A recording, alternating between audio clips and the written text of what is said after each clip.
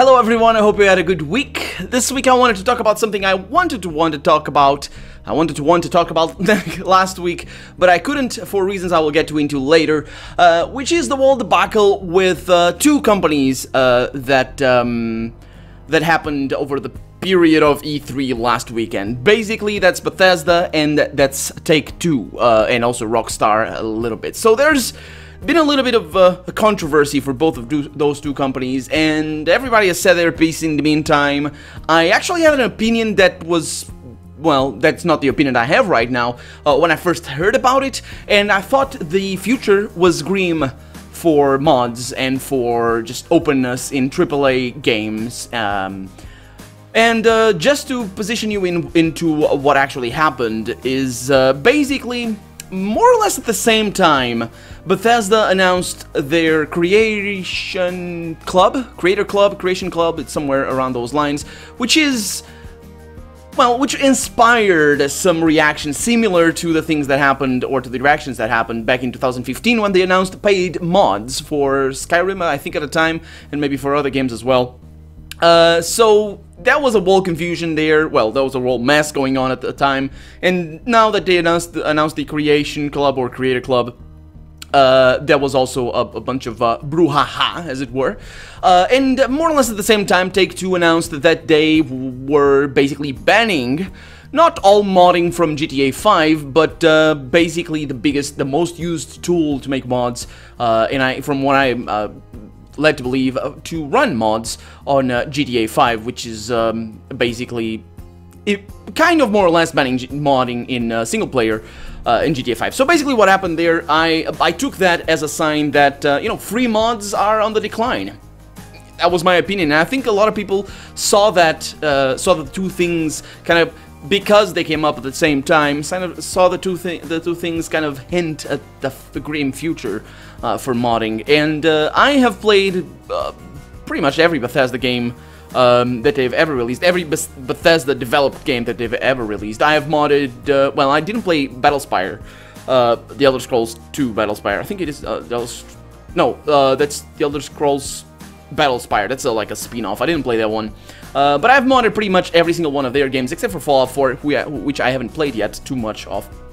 And I feel, as many people do, that Bethesda, more than even Rockstar, the guys responsible for GTA and GTA 5, Bethesda owes a lot of their money, basically, to modding. Not just because you kind of need some mods to really run their games well. You know, you have stuff like patches, unofficial patches, that's really important. You have stuff like, you know, little things that you might not like and you just want to get into the game. Modding is, in my opinion, a fundamental thing for any of Bethesda games. Not so much for GTA, I feel, but still it's a lot of fun to do that. And I watched I watched a lot of stuff actually about this whole situation. One of them was from, you might have watched it as well, but one of them was a video by Jim Sterling where he talked about the whole, actually two videos, he released two videos about the whole situation, where he talked about the creation mod, actually he talked about the Rockstar situation with GTA 5, where he just, you know, he thrashes at them. And from what I've been able to see, it was more of an overzealous zealousy from GTA, from Take-Two's side, basically the publisher, and they have since reinstated modding, basically, in GTA 5, which has kind of cooled a lot of tempers, and mine included. And then there's another video by Total Biscuit, I believe, where he meshes the two things together and explains. It's very interesting. I got links for you up there if you want to check those videos out. So it's very interesting. They say a lot of I think poignant stuff, I guess, accurate. But there is a question raised by Total Biscuit that kind of stood in my mind. So basically, his point is regarding Bethesda's stance. He's not apologetic of Take-Two's stance, mind you, but regarding Bethesda's stance, where they have basically a Creator Club, what happens there is they are not actually creating a pay system for mods. What they're doing is paying developers to develop DLC, and that's why I titled this video mods, DLC, and microtransactions, because I want to also touch on microtransactions. So what they are doing with the Creation Club is they're paying developers who need to have a portfolio, need to prove that they can develop something good. They are paying developers or fans or whoever works with their games or with their creation kit to make DLC for their game, and they are gonna sell it. They haven't made it clear, at least as far as I know, if they are gonna give the developers any money for the sales of their DLC. But they are surely going to pay them for the development, so they're going to be upfront about the DLC, which is a very interesting thing. Imagine a game, for example, that I've spent many hours on, called Cities Skyline, and their Steam, what's it called? They have a name. Steam has a thing where it's a modding thing. It's like Nexus, except it's on Steam, where you go into, you download buildings, you download modes, there's cheats, there's maps, there's all sorts of interesting things for City Skyline, which is basically sort of a SimCity style of game. What they are doing is they are expanding basically their development capabilities Bethesda is doing, because they're hiring outside help to make DLC. And Total Biscuit's point is that he doesn't see that as a bad thing. And his point goes around a very important truth, which is mods, good mods anyway, and expensive mods take a long time to make. A very long time. They're very expensive. And a lot of people say that it's a bad thing to be able to receive money for mods, or actually a lot of people say, not just in those terms, it's a bad thing that, you know, to force people to pay to be able to play mods, because mods are supposed to be open. I agree with that. The common argument is that it's a slippery slope. But, you know, if you start charging for mods here, and if you start, or even if you just hire and take away developers from the modding scene to make official DLC, because if it is effectively what it is, you're starting a process that might lead you down a path where modding becomes poorer, and it just forces people into paying. Now, I don't think it is a slippery slope. I think we've passed the slippery slope. What you've seen recently with For Honor, and I haven't really followed the news, but apparently it's tanking really hard because of some decisions done by Ubisoft, where basically For Honor is what is called a, well, I don't know what it is called, but basically a game where they pay full price, and then you need to pay more stuff to... You don't need to pay more stuff, but you're enticed to pay more stuff to unlock certain stuff, like Overwatch. There's a lot of games like that recently, and not so recently, where you just pay full price and then you still need to pay more stuff to unlock things in the game. And some people see that as a sort of an expansion, other people see that as paid cheats, which I personally see that as paid cheats. There are some games where, I think it's the Mortal Kombat X or something, where you actually pay to perform fatalities for free or something like that. So that's effectively paying for cheats. If you have to pay for a God mode, for example, in a Bethesda game, imagine that. Imagine a future where in a Bethesda game you need to pay for God mode. As of right now, you just press a key in your keyboard and you press TGM, enter, and that's that. That's all you need. You don't need to pay for anything. In Bethesda's world, let's put it like that, it's not harder than that. They have a coded-in God mode that they use for development. If they want to charge for it, they have to have work for it. My problem is not the slippery slope argument that is going to lead to a future where free content is, or free modding more in particular, is completely banned. My problem is more in regards to what it actually means to the person that is buying the mods. Because one of the great things, if you've done modding in any game, most likely, but in Bethesda games in particular, one of the great things about modding is experimentation. More importantly, it is changing the mods, for some of you that know how to do that, and it's not very hard most of the time, it's changing the mods to what you want them to be. And sometimes mods will even let you do that even if you don't know how to edit mods and don't want to charge up or load up the creator kit, construction kit. They have different names for different games, but basically some mods are so free, so open, that they allow you, they're modular, that's what it's called, they allow you to just add little bits, and that doesn't make the mod stable. I don't think that's any better for the end product. So, I mean, in my experience, I have a version of Skyrim installed that I haven't played in a long while, but it's full of mods, and it took me a long time, many days, to get the mods all working together, to edit the mods how I wanted them to be, and then to just stabilize the game in a point where, okay, I'm not gonna update the game right now, because I know it works like this. Let's not update anything, but otherwise I break everything. You know what I mean? And what Bethesda is trying to do, and I think they have a merit in doing that with the Creation Kit, or with the Creation Club, I apologize. What they're trying to do is trying to bring some quality control into the mix.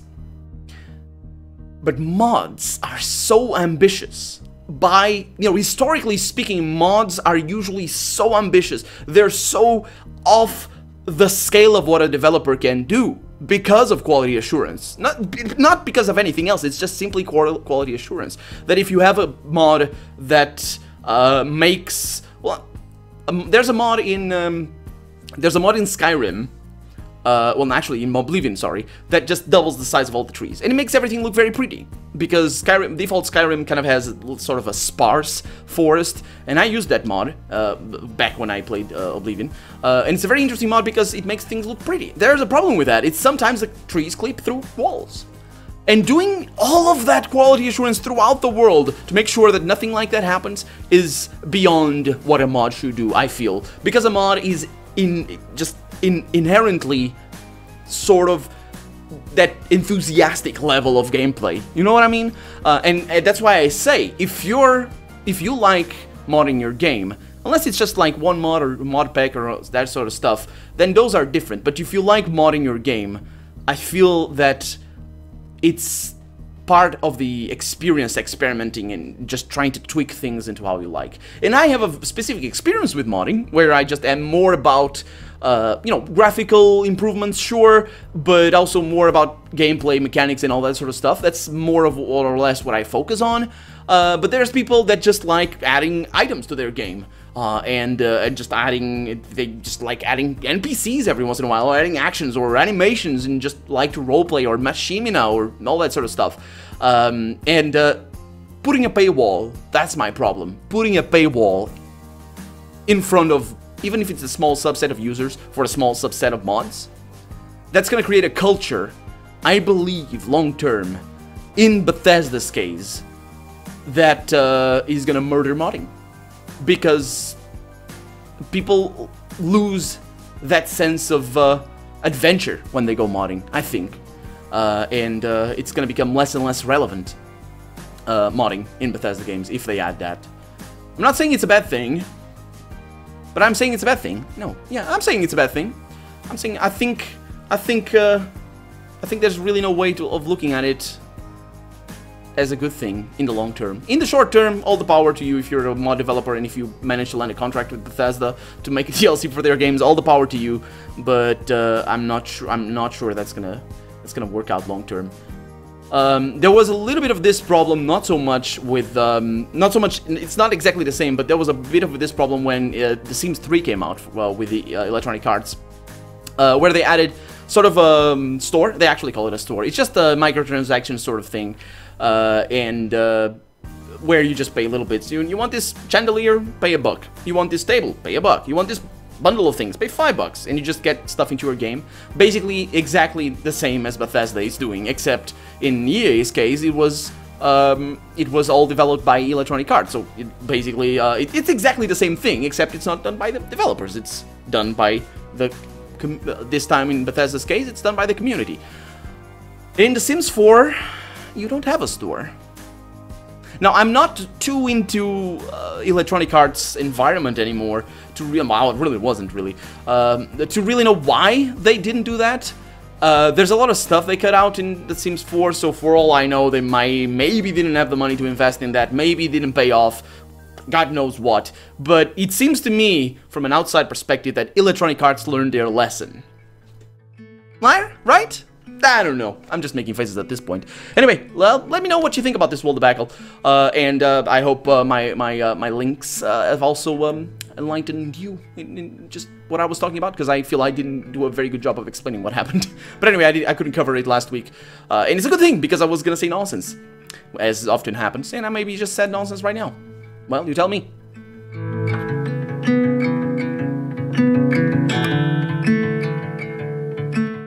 Just wanted to give a heads up to everybody that this week, well, yeah, I missed it because of reasons that I'm gonna get into, but this week the first expansion for Darkest Dungeon was released, and also the first expansion for Tyranny. I was gonna say Pillars of Eternity for some reason, but I'm not playing Tyranny again on the channel unless they release another one, and then I might play it again. But we'll see how things go. Darkest Dungeon, on the other hand, it's a very fun, immediately fun game that I feel you guys were really expecting me to play. So I started a new Let's Play, and I'm having a lot of fun. I've already recorded 2 episodes earlier today. Well, by the time this goes up, I probably recorded 3 episodes already. So yeah, head over to there if you're interested.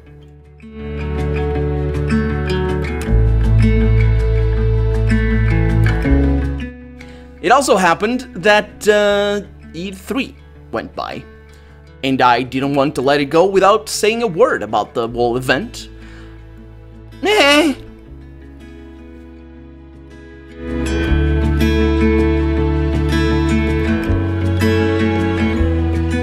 And of course, Steam sales. What is up with Dark Souls? Why is Dark Souls not on sale? Dark Souls 2 and 3 are on sale, but the first one is not? What is that? Anyway, I'm gonna buckle under pressure. I'm gonna buy the first Dark Souls. I already have a few hours of experience. I have watched Bumpy McSquigum's playthrough of it. Well, actually, I've listened to Bumpy McSquigum's playthrough of it. It's not gonna be a blind playthrough when I eventually play Dark Souls on camera.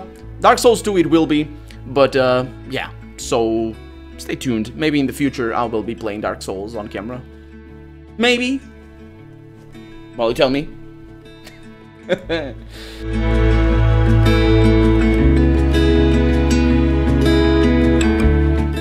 And yeah, about what happened last week, you might have not noticed anything. I hope you didn't, but Saturday and Sunday I released only 3 episodes per day, and that is against the norms, because I was releasing at least 5, and basically what I did is I didn't have internet.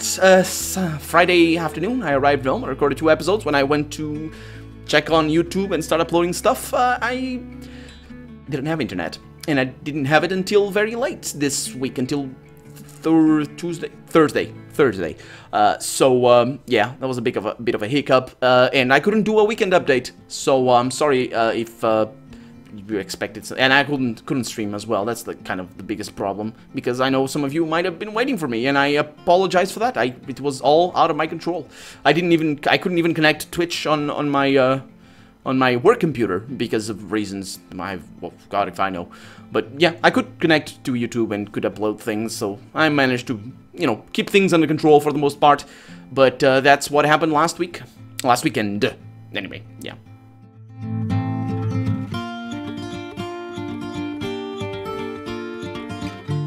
What about new RPGs for this week? Well, this and last week. We only have Pathfinder and Avengers. Apparently E3 sucks out every single new release for some reason. Not just RPGs, kind of others as well, but this month it's only been 1 RPG released. What is up with the world? Pathfinder and Adventures is a card game based on, I think, real-life meat space sort of card game, but I don't know it. I think I've heard of it, Pathfinder. That's also another thing that's going on with Chris Avalon Pathfinder, but that's been also funded. You might know about that. If not, I'm not going to talk too much about that, because I haven't done my research about Pathfinder Adventures, though. That's the only game that's been released. I think it was on the 25th. It's now at 25% discount on Steam. Early reception has been kind of positive. If you like card games, you might want to check it out. Although, be aware that it is a paid game, you know, hence the discount. But it does have free-to-play mechanics, and I haven't played it myself, so I can't really tell you. So be aware of what is going on. If you like card games that are free, well, there are very fun games out there. But if you like paying for a little bit more quality, hopefully Pathfinder Adventures has it. So look into that. Links in the description, or link in the description, just a single one. So yeah, that's that. Terrible things. Why don't they? Why not? Just that should release RPGs every day. Why?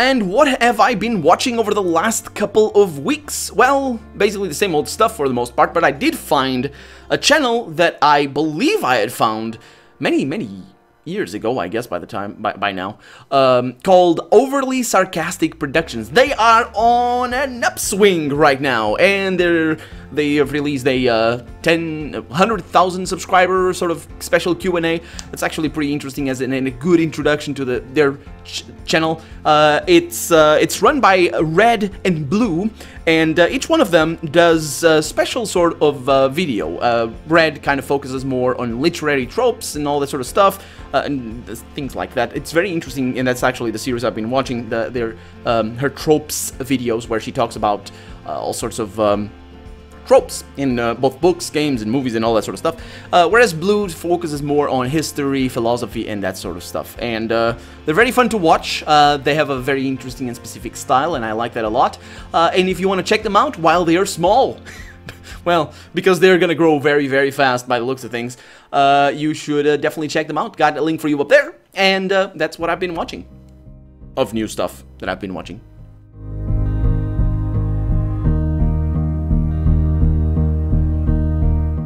And as always, I want to thank you very much for all of your support. Just watching is fantastic. Honestly, every day that I watch many other YouTubers, I just get more and more appreciation for what you are doing right now for me. Watching my stuff, thank you so much from the bottom of my heart. You're amazing. Yeah, liking, commenting, subscribing, of course, following me on Twitch and on Twitter as well. I suppose I don't use that all that much. And one of these days I'm gonna make a sort of a making of for Kernel RPG, and I'm gonna explain what exactly I do with Twitter and how I go through my day. But yeah, I want to give out a very special thanks to those of you that have gone out of your way to support me monetarily on Patreon. I run a Patreon campaign. I have new rewards for tier, like reward tiers. If you want to get early access to my videos, the ones that I do record early will be uploaded. I'm still trying to finagle all the things and make things run smoothly with Patreon, but yeah, they will be being uploaded onto Patreon, so you can watch them early before they come out on YouTube. And other rewards as well. I will be creating very soon Discord server. Hopefully it will run well. Discord is a chat system where you can talk directly to me. Of course, if you comment down there, down in the things below in the comments, I will reply to you, unless you just say stuff that's not meant to be replied to, like, I don't know, just even if you say stuff that's not meant to be replied to, I will reply to you. So yeah, it's just I'm still settling into the whole thing. It takes time because I want to do it right, but I am running a Patreon campaign. I got a link for you up there if you want to check it out. I also have stretch goals, and I will hope to one day be able to support myself, or you guys support me. That's how I should put it, through Patreon, and of course through YouTube revenue, if that continues to run, so that I can do YouTube full-time and make other sorts of videos as well. So hopefully that is in the works, but while it isn't, there's people making sure that it is becoming more and more reality, and I thank you very much from the bottom of my heart for those of you that actually support me on Patreon. So that is Benji Namiknor, Rob Anybody, Robert Daffern, Casper KJ Jorgensen, Jordan Kozart, Paul Bible, Joshua A. Ennis, Michael Grayson, Grigory Krasikov, The Mad Larkin, Christopher Chilton, Andre Furo. Thank you very much, guys. Thank you very much for supporting me, and I hope you were enjoying the stuff that I make, and I hope you guys stay with me for as long as possible. If not on Patreon, at least watching, because as I said before, I'm very thankful that you guys do watch my stuff. That's phenomenal. That's phenomenal. I will forever hold the first few months of YouTube in my mind, because I was having extreme amount of fun, and I was getting very few views, and that is normal, unfortunately. Well, you know, it's how YouTube works. There's a lot of people making stuff, and I will forever remember that and always hold that into perspective. And I remember looking up to people that had 7,300 no, wait a minute. Yeah, 7,300 subscribers. And I was like, oh, when will I reach there? And of course, I looked up to people that had 7,300,000 subscribers. And I wondered, no, I will never reach that because I play RPGs. And I'm okay with that. I'm okay with that because it's the world that we live in. And if one day more and more people, well, I shouldn't say that. Just because one of you guys have started playing RPGs because you've seen my videos, my job is done. That's really the reason why I started YouTube. And you're making sure that that happens, that my job gets done by watching. So thank you very much once again. Yeah, stay tuned for the next bit.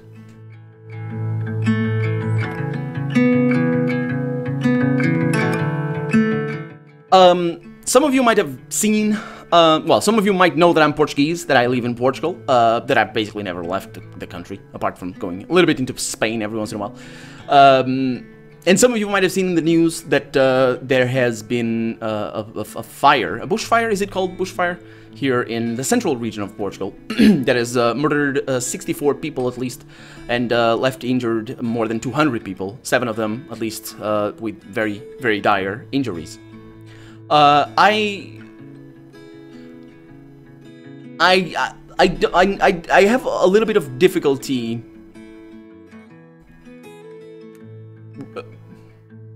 I have a little bit of difficulty expressing sympathy.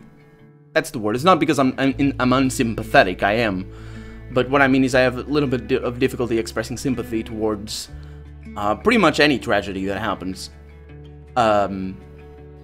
Just today, more than 2,000 people in Spain, because of bushfires, have been lost their home.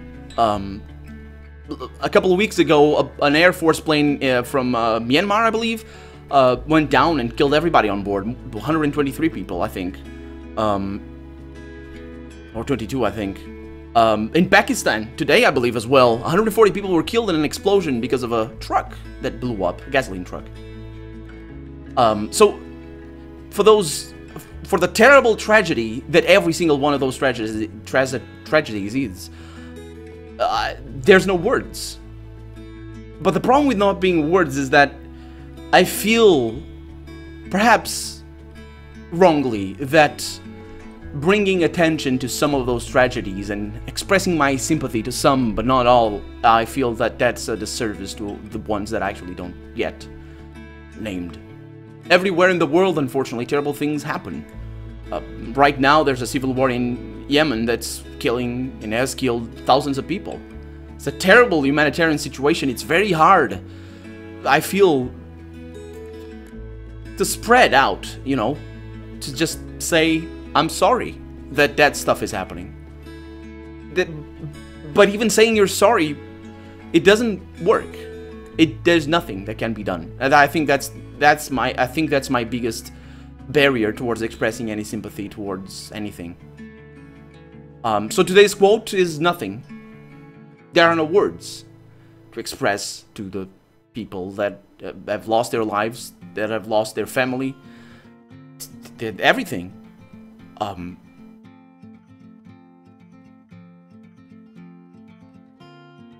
There are no words. I don't.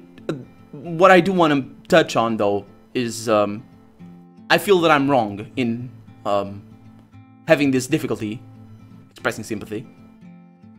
And the reason for that, I believe, is that if your neighbor falls from the stairs and breaks their hip, you're still gonna be worried if you see them, you know, there's something happening right next to you.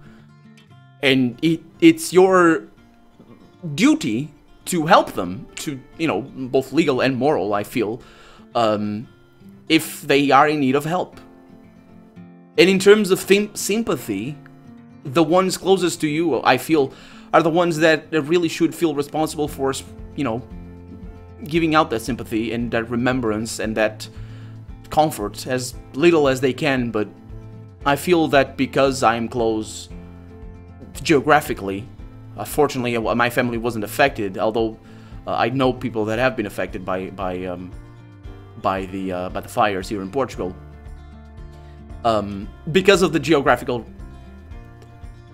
proximity, it's an innate feeling, isn't it? I guess, you know, something terrible happens on the other side of the world, you know, you're not gonna care. As terrible as it is, you know, I'm just, you know, the innate feeling that a lot of people actually go with. You know, okay, it's a terrible tragedy, but if it happens even half of that just next to you, then, oh, it matters. And there's a lot of people that make more, you know, express what that is all about and why that happens and whether or not it should. I think that in some level it should. Not the I don't care that a plane went down and killed everybody on board. That's not what I mean. What I mean is that the people that you're next to, they are the ones counting on you. And I feel that we need to look at it the same way. If something happened to me, something terrible happened to me, I feel that as much as it's heartwarming and helpful, I guess, in a way that people on the other side of the world feel sorry for me and want to help me and actually do help me, I think it's my neighbor that I'm really looking at and just hoping that I get some help from that. So with that in mind, I will say nothing for the 64 people that lost their lives in the terrible tragedy that sailed Portugal. The worst loss of life due to fires in history, in the recorded history anyway, forest fires. And to the 206, I think, people that have been found and injured, and the 71 that are still in hospital right now. And of course to their families, to everybody that has lost even property damage.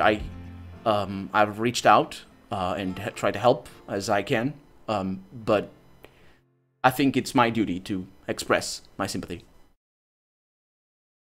So yeah.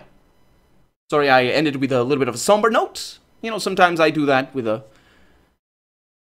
quotes. But again, thank you very much for watching, and I'll see you next week. Bye-bye.